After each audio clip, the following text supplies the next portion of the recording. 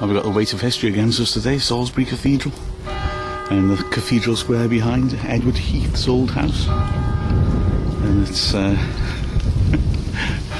onerous sort of place. I can't understand though. Every time I go anywhere historical, there's always scaffolding all over the building. I mean, didn't they last for hundreds of years without scaffolding? I don't get it. However, Salisbury City don't play in Salisbury in amidst all the history. They play somewhere with a rather less pleasant past. So that's the city behind me now. You can just about see the cathedral spire behind me. But Salisbury City play in Old Sarum. I'll tell you about that in a sec. Yeah, Salisbury's a nice city. It's attractive and historical, and it's got all the usual chains that you expect. Waterstones and Burger King and a closed down Woolworths and extremely expensive fish and chips, which I couldn't stomach. Old Sarum's, as you can see now, ain't too busy, but it is a very famous spot because it was one of the most famous rotten boroughs in Victorian times. Believe it or not, this place returned, I think it was 2 MPs, even though nobody actually lived here, and the con artists who owned the land just had it in their pocket. About doing this in history. Mind you, I fancied walking up there, but I'm not so sure, looking at the state of the track. I'm a bit worried looking at that and thinking about the match as well. I was worried about going to the game. The ground's just behind those trees there. I was a bit worried about coming because I'd heard that Salisbury were a bit pessimistic about the game ever taking place, and their reserve game was called off on Tuesday. I've made it here. I was assured last night it'd be fine. I've got to be worried though, because it's got wetter and wetter as I come further south. Clearly I'm not as worried as that sheep is. He obviously recognises my accent. Well, I've nearly made it to the top, covered in mud. That is one messy path. New jeans, second time they've been worn, they're in a mess. The missus is going to kill me. And having come off that lovely mushy path, I then find if I'd walked 20 yards further on, there was a road. Oh great. Well yeah, you can just about make out the ground. It's a great view from up here, I tell you. It's and I'm getting dragged out in the wind as well. So I hope, as we're up on top of a hill, I hope the pitch is drained. I'm starting to get a bit nervous now.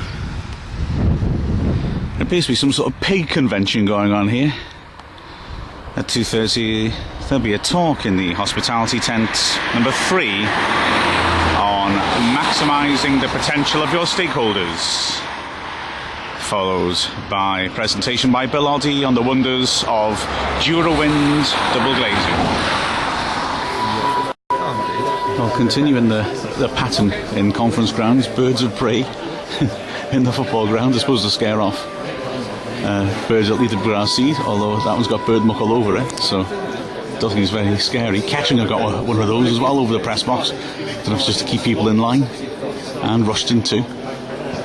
So I think it worries me about Salisbury though is the pitch. The game does go ahead, but look at that. It's just like what was on my boots earlier, an hour ago.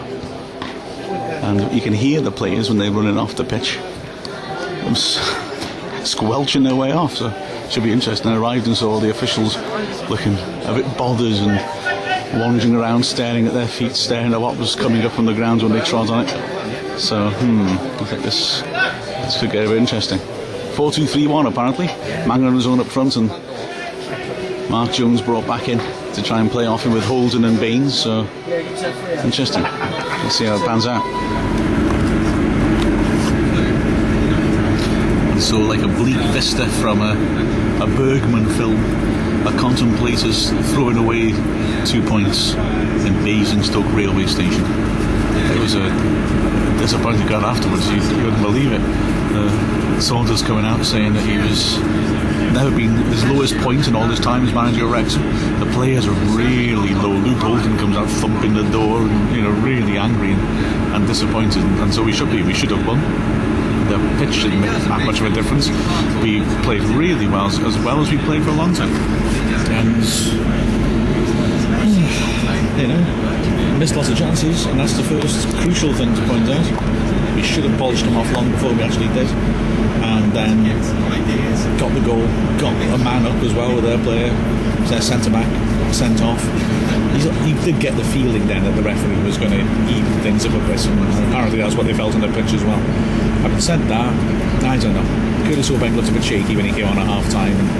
I don't know if that was colouring my opinion. Certainly in the commentary, I thought this it was just a daft challenge and shouldn't have been made, and I thought it was a penalty. Everybody in Wrexham side adamant it wasn't. I don't know. Maybe not. They reckon he played the ball into the man and it went out for a goal kick. Maybe he shouldn't have, having had to turn around 180 degrees in the box with a looping ball, made that challenge. Maybe he should have let the winger miscontrol it and go wide or go out of it. But hey, there's not much consolation. You know, they have a long journey home and just one point to celebrate, if that's the word. Certainly wasn't the start of that playoff push, although the performance was much better. But I don't know. At least I enjoyed the cathedral.